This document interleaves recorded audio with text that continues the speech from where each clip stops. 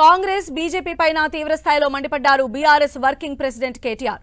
100 రోజుల్లోనే అన్నీ చేస్తామని సీఎం రేవంత్ రెడ్డి అరచేతిలో వైకుంఠం చూపించి అధికారంలోకి వచ్చారని విమర్శించారు. 2014లో మోదీ మోసం చేసి ప్రధాని అయ్యారని ఆరోపించారు. బడేబాయ్ చోటాబాయ్ కలిసి ప్రజల్ని మోసం చేస్తున్నారని ఫైర్ అయ్యారు. డాక్టర్ బాబాసాహెబ్ బిఆర్ అంబేద్కర్ రాసిన రాజ్యాంగాన్ని రద్దు చేసి రిజర్వేషన్లను ఎత్తేస్తామని మాట్లాడుతున్నారు కొంతమంది బీజేపీ ఎంపీ అభ్యర్థులు. 3/2 మెజారిటీ వస్తే 400 సీట్లు గెలిస్తే రాజ్యాంగం తీసేస్తాం, రిజర్వేషన్లు తీసేస్తాం అని మాట్లాడుతున్న బీజేపీ అరాచకాలను అడ్డుకోవాలంటే ఆ సత్తా ఉన్నది ఈ గులాబీ జెండాకైనా మాటను విజ్ఞప్తి చేస్తున్నాం. 100 రోజుల్లో అన్ని చేస్తాం, 100 రోజుల్లో మీకు ఏది కావాలంటే అది చేస్తాం అని అరిచేతుల వైకుంఠం చూపెట్టి ఆనాడు ఓట్లు వేయించుకున్నాడు చోటాబాయ్ రేవంత్ రెడ్డి. బడబాయేమో 2014లో తెలంగాణ పుట్టుకనే అవమానించినోడు నరేంద్ర మోడీ.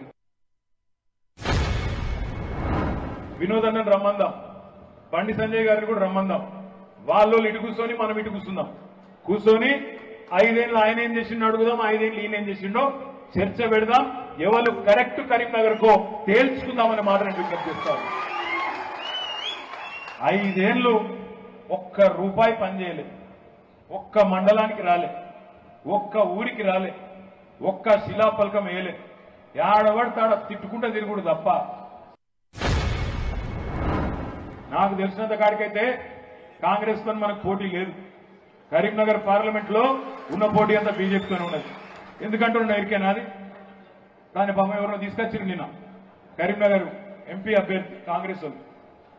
నేను అమ్మతోడు చెప్తున్నా, ఆయన తీసుకొచ్చి కాంగ్రెస్ కండువా వేయకుండా మీరు తిప్పాపూర్ చౌరస్తాలు నిలబెట్టుంది. ఎవడన్నా ఒకటి గుర్తుపడుతున్నావు 2 గంటలను నేను కూడా చూస్తా.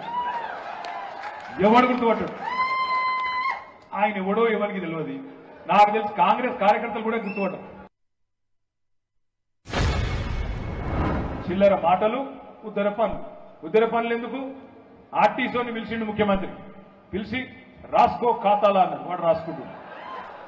కరెంట్ వాడిని పిలిచిండు, రాసుకో ఖాతాలా అన్నాడు, వాడు రాసుకుంటుడు. కట్టేది లేదు, పీకేది లేదు. అది నీకెరికే మాకెరికే.